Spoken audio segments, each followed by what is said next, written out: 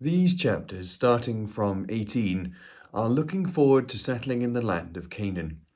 As they are still on Mount Sinai, this lies some way in the future. These laws are tied to the land. The previous inhabitants were abhorred by God, as he says in 20:23, and because they practiced all these things, they will be driven out. But they are also a cautionary tale. The land will also vomit the Israelites out if they do not obey these laws. But what are these laws? They are the ways of the Lord. The land which flows with milk and honey is the land in which they will dwell in peace and safety with their God. Therefore they must be holy as he is holy. This is the verse which Jesus adapts in the Sermon on the Mount in Matthew 5:48, where he has been teaching about his disciples' attitude to those who persecute them.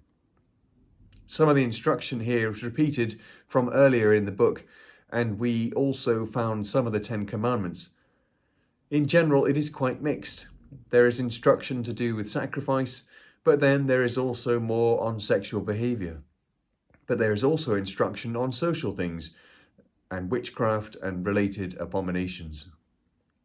Verses 9 to 10 instruct the Israelites on looking after the poor with the way they harvest. We see this in action in the book of Ruth. In verses 23 to 25, there is similar instruction about planting fruit trees, but this time it is in service of the Lord. Like a sacrifice, they offer up fruit to God for the whole of the 4th year since it was planted. It is an act of gratitude and a reminder that he is responsible for their blessing and safety. In 19:13, we have the commandment against stealing, followed by another law which might serve as an example, at least of defrauding a neighbour. It is the prohibition against keeping a labourer's wages till morning. In all these laws, there is the implicit thought that beyond the desire to be generous and merciful, being grasping in your money or harvesting denies the fact that the Lord provides enough. There are other laws which are more focused on distinguishing Israel from other nations, particularly those who inhabited the land before.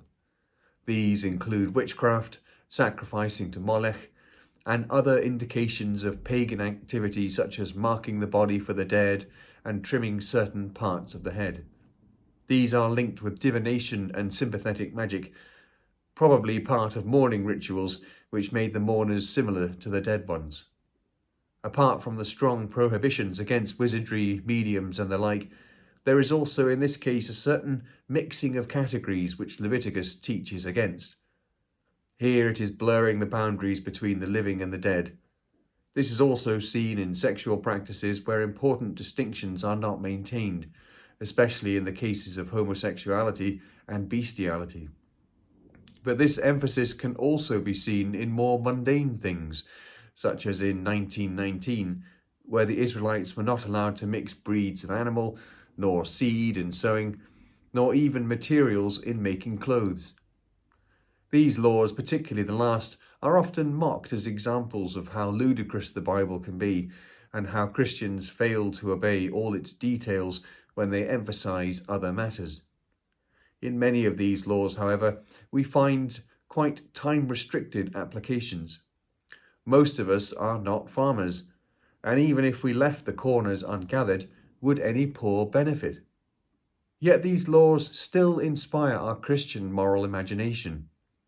Though this is very trivial, one of my sons loves to drink the drips of Coke from the bottles that I finish, which I normally don't allow him.